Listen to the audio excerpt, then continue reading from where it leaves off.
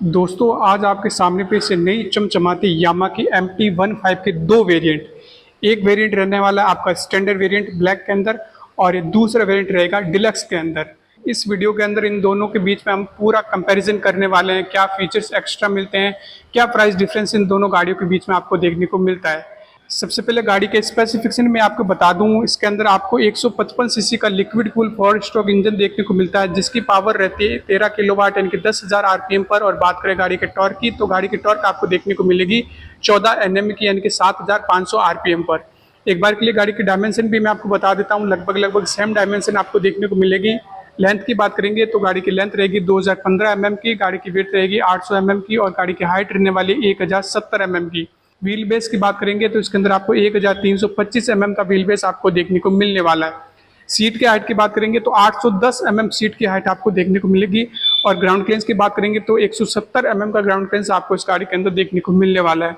Fuel tank की capacity की बात करेंगे तो 10 लीटर की फ्यूल टैंक कैपेसिटी आपको देखने को मिलेगी। और बात करें गाड़ी की ओवरऑल वेट की, तो वेट रहने वाला 141 kg का। और अब बात कर लेते हैं माइलेज की, तो कंपनी इसका माइलेज क्लेम करती है लगभग 56। बात कर लेते हैं दोनों बाइक के अंदर ब्रेक की, तो आगे की तरफ 282 mm के डिस्क ब्रेक आपको देखने को मिलेंगे। वहीं पीछे की तरफ बात करेंगे तो इसके अंदर आपको 220 mm के डिस्क ब्रेक आपको देखने को मिलेंगे, यानी कि ड्यूअल चैनल एबीएस के अंदर आपको ये गाड़ी देखने को मिलने वाली है।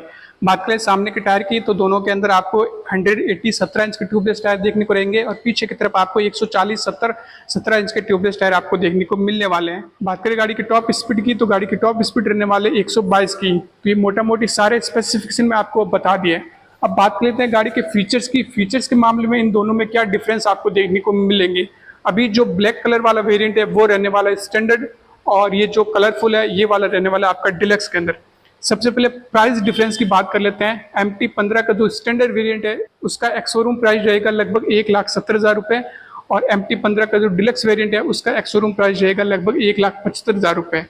अब अगर बात करें कलर ऑप्शन की, तो स्टैंडर्ड के अंदर आपको सिर्फ दो ही कलर आपको देखने को मिलेंगे, ब्लैक और ब्लू। और डिलक्स के अंदर आपको बहुत सारे कलर आपको देखने को मिल जाएंगे। अब बात कर लेते हैं तीसरे डिफरेंस की, तो इसके अंदर स्टैंडर्ड के अंदर आपको कोई भी हजार्ड बटन देखने को नहीं मिलता, लेकिन डिलक्स के अंदर आपको हजार्ड बटन देखने को मिलता है। एक बार के लिए मैं आपको दिखा भी देता हूँ, ये देख लीजिए MT-15 डिलक्स वेरिएंट के अंदर यहाँ पर आपको हजार्ड बटन देखने को मिल जाएगा। वहीं अगर आप बात करें आप स्टैंडर्ड के अंदर, तो उसके अंदर आपको हजार्ड बटन देखने को नहीं मिलेगा।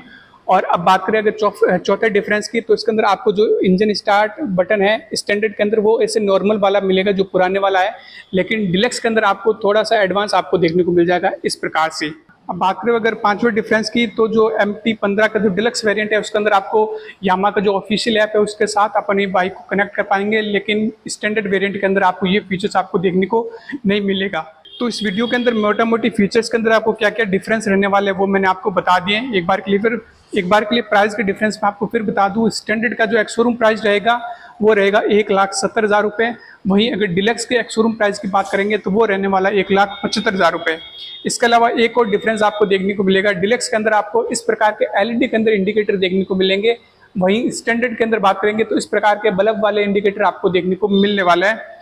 और ये सारा डिफरेंस मैंने इस वीडियो के अंदर आपका क्लियर कर दिया है। कॉमन फीचर्स की बात करेंगे तो इसके अंदर आपको डुअल चैनल एबीएस देखने को मिलेगा, सामने की तरफ आपको LED headlight, tail light, digital speedometer, digital speedometer, digital instrument console, digital tachometer, trip meter ये आपको देखने को मिलने वाला है। इसके अलावा साइड स्टैंड कट ऑफ ये फीचर्स भी आपको इसके अंदर देखने को मिलने वाला है।